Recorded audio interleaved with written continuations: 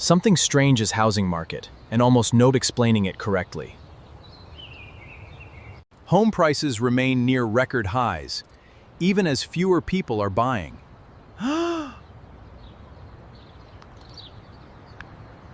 Normally, fewer buyers should mean lower prices. But this market isn't behaving normally. Millions of Americans are asking the same question. Why can't we afford a home anymore?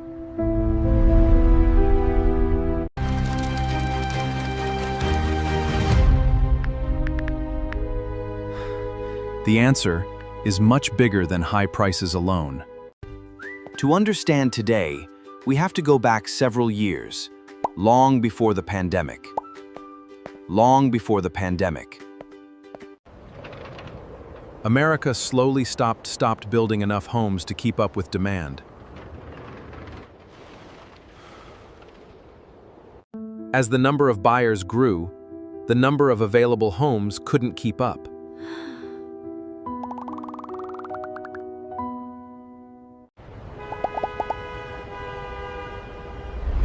Then one historic event changed everything, almost overnight. And that's when the housing market entered one of the strangest periods in modern American history.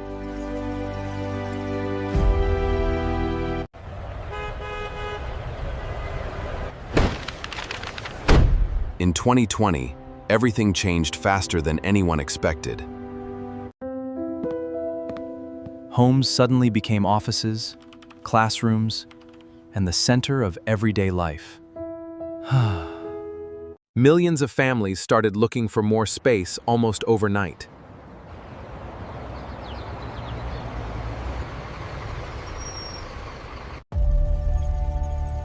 Demand shifted across the country, putting enormous pressure on local housing markets.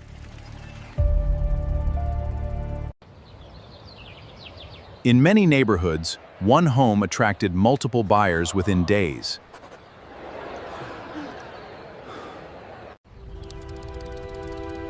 As competition intensified, home prices accelerated at an extraordinary pace. At the same time, historically low mortgage rates made borrowing much cheaper. Lower interest rates allowed many buyers to afford larger homes without dramatically increasing monthly payments. Available homes disappeared quickly, leaving buyers with fewer and fewer choices.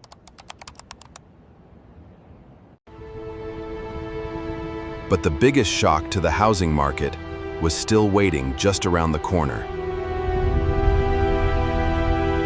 Then inflation surged, and everything changed again.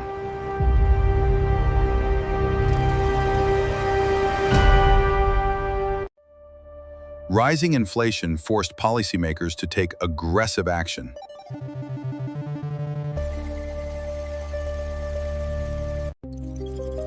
Interest rates increased faster than most Americans had seen in decades.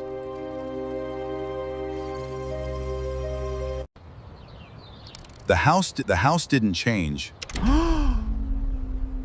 but the monthly payment became dramatically more expensive. Many first-time buyers suddenly found themselves priced out of the market. As affordability declined, fewer families were able to buy.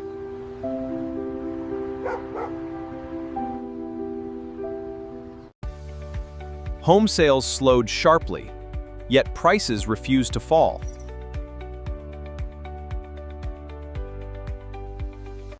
Instead of crashing, the housing market seemed to freeze in place.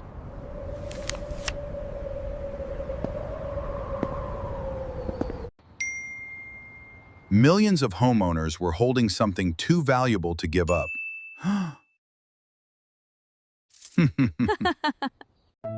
Their mortgage wasn't just a loan anymore. It had become a financial advantage they couldn't replace. For many homeowners, Moving now would mean replacing a low mortgage with a much more expensive one. Even buying a similar home could increase monthly costs by hundreds of dollars. So instead of selling, millions of families simply stayed where they were.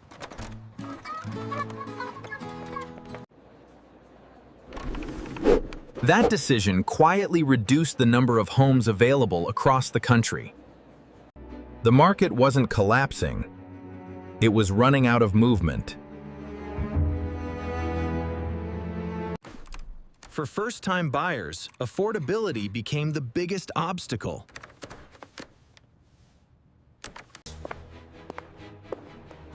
The traditional path into homeownership became harder to reach than ever before. Different generations entered the same market with completely different advantages. And behind all of this was another problem that had been building for years: a shortage of homes that never truly disappeared. America's housing problem didn't begin overnight. It had been building for years. After the financial crisis, home construction slowed dramatically and never fully caught up. Higher construction costs made building affordable homes even more difficult. Developers often focused on larger, more profitable homes instead of affordable starter houses. For many families, finding an affordable home became harder with every passing year. Demand continued to outpace supply, keeping pressure on home prices. But unlike the housing bubble of the past, today's borrowers are generally far more qualified. Most homeowners also built significant equity, making forced selling much less common. Instead of collapsing, the market entered a long period of waiting. The biggest question now isn't what happened, it's what happens next. Even if mortgage rates decline, affordability may not improve overnight. Lower rates could bring millions of buyers back into the market all at once.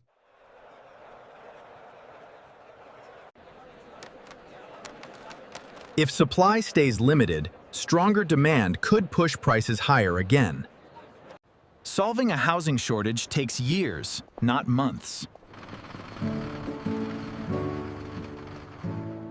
The smartest decision isn't following headlines, it's understanding your own financial numbers. Depending on your situation, buying or renting can both be smart financial choices. Always calculate the full cost of ownership before making one of life's biggest financial commitments. Markets change, but disciplined financial decisions never go out of style. The goal isn't to perfectly time the market. It's to make the right decision for your future. When you understand the numbers, fear becomes confidence. And that's the strongest investment you can make.